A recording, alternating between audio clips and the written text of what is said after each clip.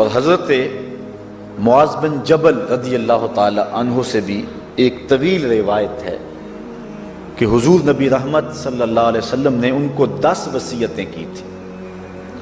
حصول برکت کے لیے۔ یہ ساری حدیث میں آپ کے سامنے رکھ دیتا ہوں۔ کہتے ہیں اوصانی رسول اللہ صلی اللہ علیہ وسلم بعشر کلمات، حضور نے مجھے 10 باتیں ارشاد فرمائیں، حکمت سے بھری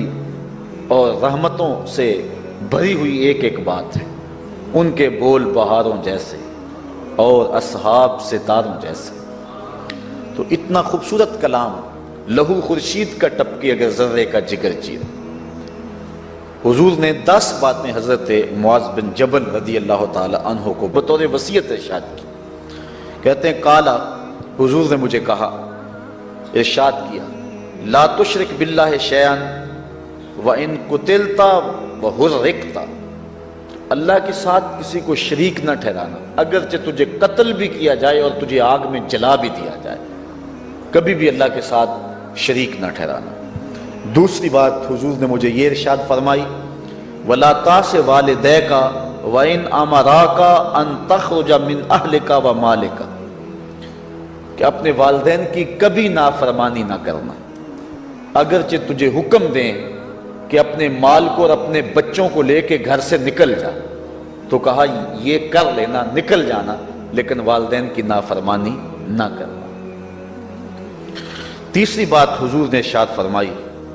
وَلَا تَتْرُكَنَّ صَلَاةً مَكْتُوبًا مُتَعَمِّدًا فَإِنَّ مَنْ تَرَكَ صَلَاةً مَكْتُوبَةً مُتَعَمِّدًا فَقَدْ بَرِئَتْ مِنْهُ ذِمَّةُ اللَّهِ۔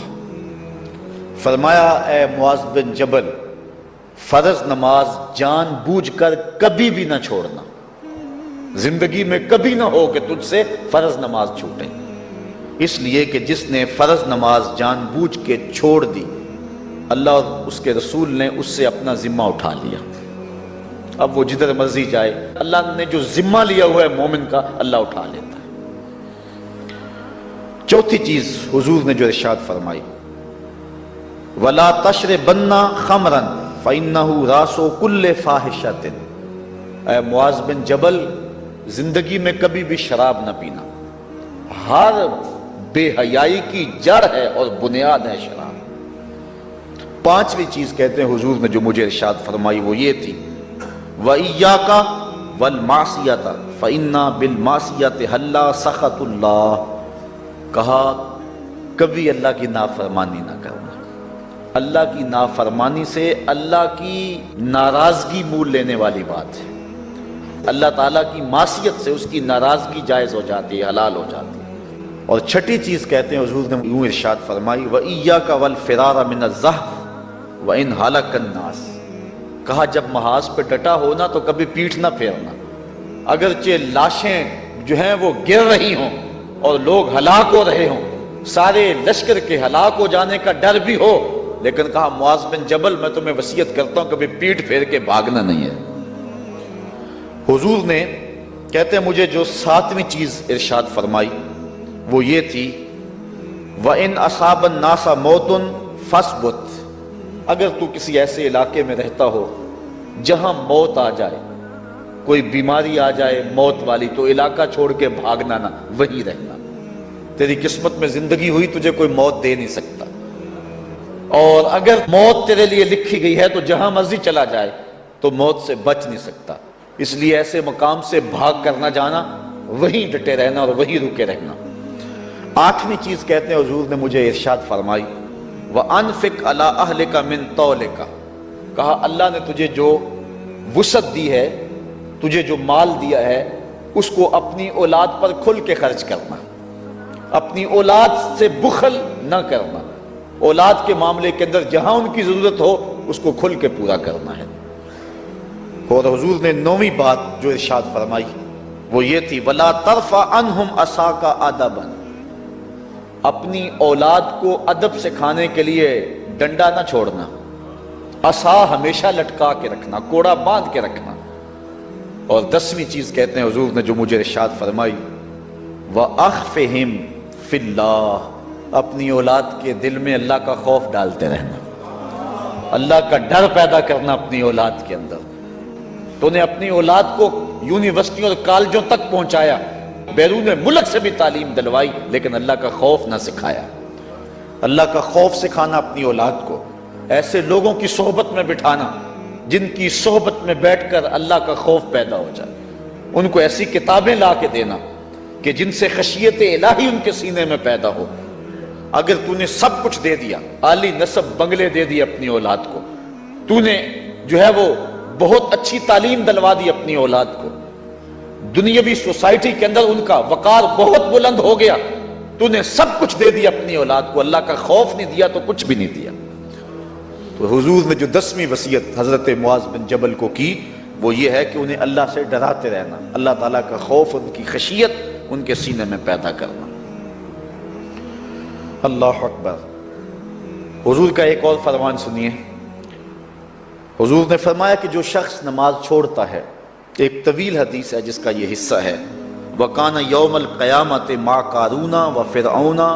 وَحَامَانَ وَأُبَيِّ بْنِ خَلَف، جو نماز ترک کرتا ہے قیامت کے دن قارون کے ساتھ، فرعون کے ساتھ، حامان کے ساتھ اور ابی ابن خلف کے ساتھ کھڑا کر دیا جائے گا۔ جس صف میں اللہ کے دشمن کھڑے ہوئے ہوں گے، بے نوازی کو بھی اس صف میں کھڑا کر دیا جائے گا۔ کتنی رسوائی ہے، کتنی ذلت ہے۔ کوئی بندہ یہ گوارا کرتا ہے کہ مجھے اس صف میں کھڑا کر دیا جائے جس میں دشمنان خدا کھڑے ہو، دشمنان رسول کھڑے ہو، میری کوئی بہن، میری کوئی بیٹی کیا یہ گوارا کر سکتی ہے کہ اس کو حضور پہ کانٹے پھینکنے والی ام جمیل کے ساتھ کھڑا کر دیا جائے، اس کو حضور کو اذیت دینے والی عورتوں کے ساتھ کھڑا کر دیا جائے؟ نہ میری کوئی بہن اور نہ کوئی میری ماں اس بات کو گوارا کرتی۔ تو جب ہم یہ گوارا نہیں کرتے تو پھر ہمیں عزم کرنا چاہیے کہ آج کے بعد نماز نہیں چھوڑنی ہے۔ حضرت امام بخاری نے روایت نقل کی ہے، حضور نے ارشاد فرمایا من ترک الصلاۃ العصر فقد حبط اعمالہ، جس نے عصر کی نماز چھوڑی اللہ اس کے سارے عمل برباد کر دیتا۔ حضرت ابو ہریرہ رضی اللہ تعالی عنہ سے روایت ہے جس کو امام ابن ماجہ نے اور امام نسائی نے روایت کیا ہے، وہ حضور سے روایت کرتے ہیں، بڑی مشہور روایت ہے۔ حضور نے ارشاد فرمایا ان اول ما یحاسب به العبد بصلاته فان صلحت فقد افلح وانجح وان فسدت فقد خاب وخسر۔ فرمایا قیامت کے دن بندے سے سب سے پہلا حساب نماز کا لیا جائے گا۔ اگر اس کی نماز ٹھیک ہو گئی تو وہ فلاح پا گیا، اگر پہلا تول ٹھیک آ گیا تو وہ کامیاب ہے، وانجح اور نجات پا گیا، وان فسدت فقد خاب وخسر، اور اگر پہلا تول ہی ٹھیک نہ ہوا تو پھر وہ ذلیل و رسوا ہو گیا۔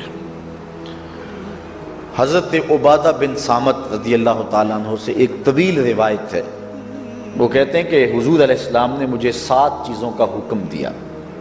مجھے وصیت کی کہ ان 7 کاموں کو کرنا ہے۔ ان کے اندر جو